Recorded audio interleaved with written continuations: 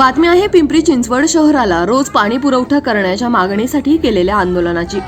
गेली 3 वर्षापासून पिंपरी चिंचवड शहरातील नागरिकांना 1 दिवसाआड पाणी पुरवठा केला जातोय। त्यामुळे शहरातील सर्व नागरिक यांच्यामध्ये मोठा असंतोष आहे। तरी रोज पाणी पुरवठा शहरातील नागरिकांना करावा ही विनंती सलग 3 वर्ष मनसे शहरातील पाणी पुरवठा विषयी मागणी करतायत, पण महानगरपालिका प्रशासन याकडे दुर्लक्ष करते।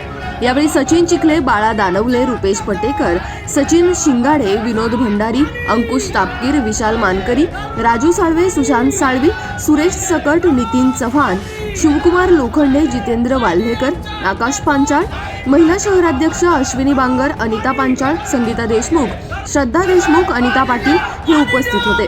याच बातमीचा आढावा घेतलाय आमचे प्रतिनिधी भानुदास हिवराळे यांनी। पाहूया।